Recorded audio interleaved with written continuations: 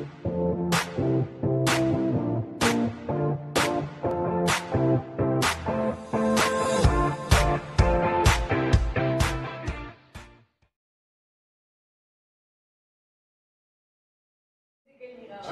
from Kempee, Direct. Pwedeng konting background sa story nito na sabi nga kanina, unang kumbaga official na 1950s pa ba ito? Na possession sa Pilipinas. Saka paano nakuha yung story rights? Actually, nag-start to, nung pinage namin to for sa ABS-CBN Films. Nung ginawa namin yung research, kasi napansin namin, ang daming headlines international na ang taas ng number of the involuntary possession, especially in Europe. Parang there was this headline na parang nakalagay 500,000, 800,000 on rising. And then, may isang headline na nung nakita namin na nirelease ng New York Times na for the first time after how many hundreds of years, binuksan ulit ng Vatican tag dito Exorcism College. Yung Exorcism College na which is, ang ano lang nila is magturo kung paano dapat gawin ng isang pare nag-exercise. And nitong ano lang, kamakailan lang, I think that was 2 weeks ago, inopen na nila to non-Catholics. So even other religions, if you want to study kung paano namin ginagawa, open na rin sila. Kasi ang sabi nga ng Vatican, parang ang taas ng numbers, kulang sila sa priest. Tapos noon, after noon, I did a story, a documentary before, a news magazine show for a network, for GME. Which is yung backstory ng Clarita. So I did that. I used to work with GME kasi for more than a decade. So nung binigay sa akin yung storya, doon ako nagka-interest kasi nung inaral namin yung storya niya, first time na recorded siya. Tapos noon, ang daming mong questions na gusto mong masagot. Tapos noon, syempre, nung time na nire-research namin, natuklasan na namin na parang lumabas pala siya sa headlines, hindi lang dito sa Pilipinas, kundi sa ibang bansa na hanggang US, hanggang Europe, even London, may headline siya, na binabantayan nila yung storya. So, ganun siya kalaki. So, parang for me, something na, di ba, na ganun kaliit na storya na lumaki na buong mundo, na nakatutok na doon sa storya, I think it was something na it developed. So I talked to my writers and doon nagsimula na parang, sige, what we can do about this, kung paano natin pwedeng gawin. We gather all the research materials and then we have consultations also to the mga pare na kumbaga nag-exercise talaga in the process na pinagdadaanan nila. We have some problems along the way because one thing is, this is 1950s. We have no idea kung anong ginagawa ng mga pari ng 1950s. Doon lang namin nalaman na nakatalikod pa ang pari sa mass, mga ganang bagay that we have to follow that period na nga siya. And naging interesting siya on our part na nabuo namin yung story because of that. Okay. Nagkwento na kanina ni Kuya Ricky yung hirap niya sa doing this movie. Sina naman, Romnick, Aaron, sa Kasian. Kung ano yung mahirap sa paggawa ng movie. Si Alisa.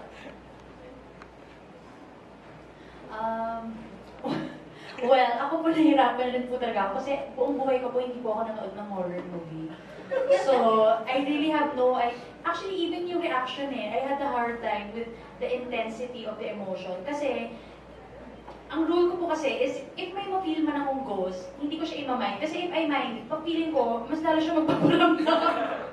Kaya hindi ko po talaga alam how I'm supposed to react pag takot. Kaya I spoke to Derek and then he really guided me po talaga. I really wouldn't have been able to do any scene without him and his guidance. And ginawa ko po yung mga homework ko na pinagawa ni Derek para nga I'll understand my character more. And so I can deliver in what's asked of me for this role. So, itong si Emilia, ang namin yung gustong malaman. So, it's such a nice role, and I'm so grateful that I had the opportunity to play Emilia's role, and I can't wait to see it, kasi hindi pa po namin rin nakikita yung buong film, so we're so excited.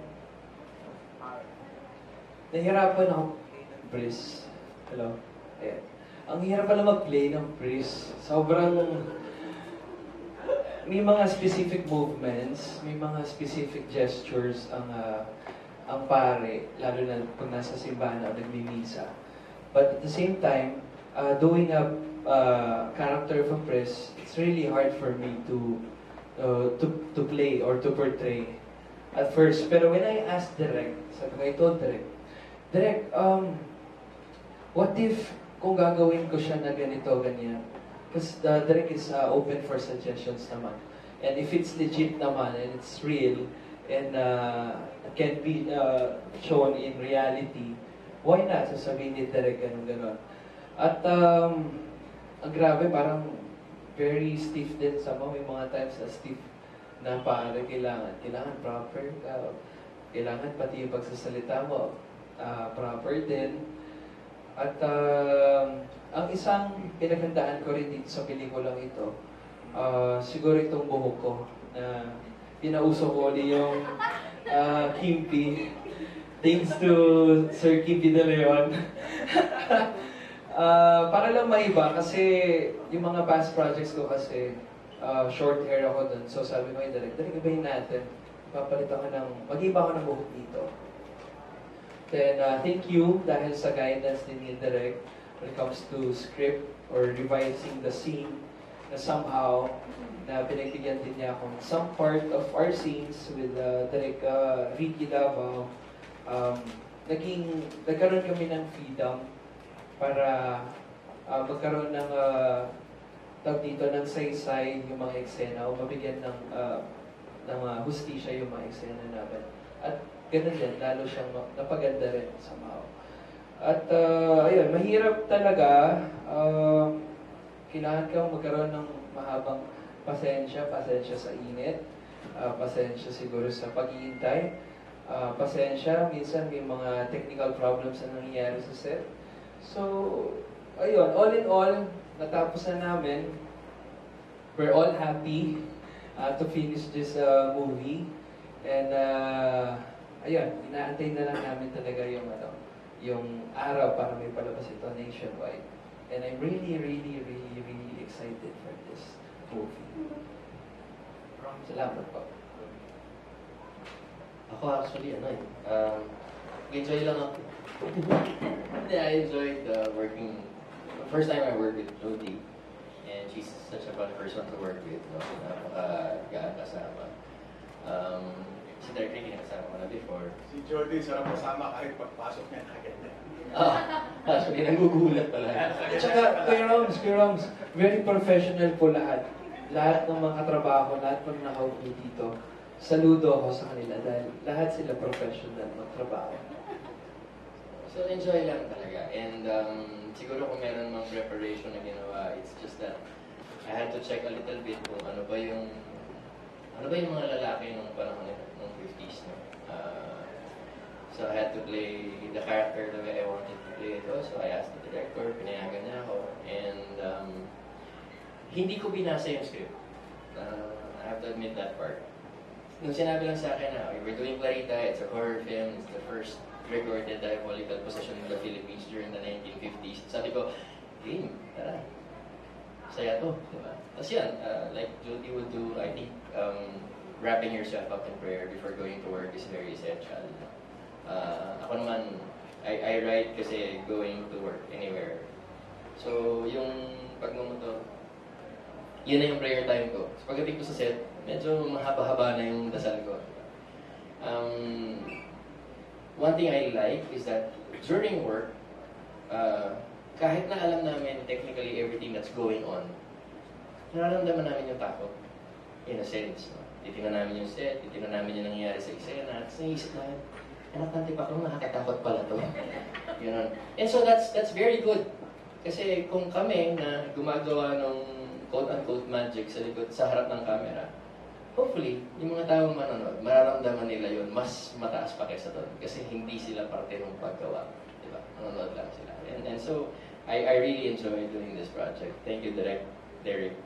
And thank you to everyone who made the experience so wonderful. Thank you. Meron pa po bang itatanong? Oo.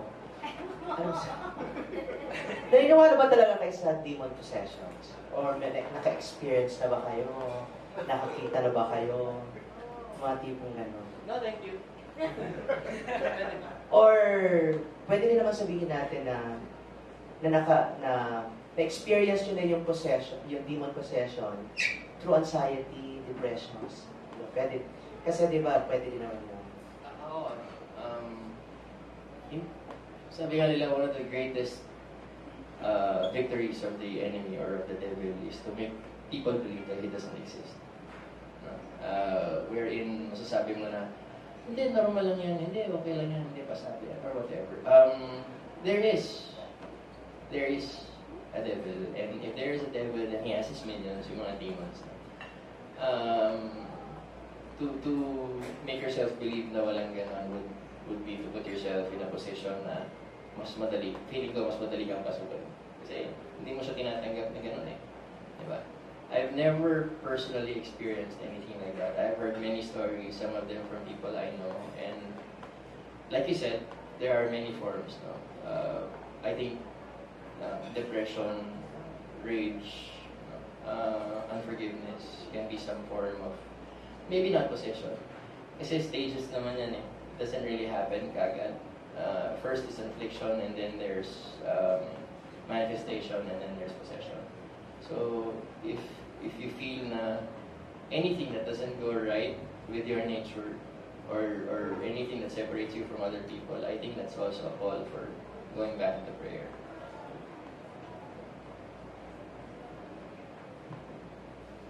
Mr. Kita.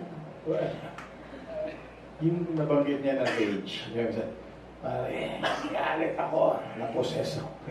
Diba, may ganun term. I think, Kalimang paningin ko parang gano'n. Oo, may ganun nangyayari. Kaya, but again, kung malakas naman ang faith mo, babalik ka doon, diba? Hindi ka ng tulong. Diba? Tungkol naman doon sa supernatural, hindi ko masabi, pero may mga ilang beses akala ko minumulto ako. Hindi ko masabi kung minumulto ako o dream.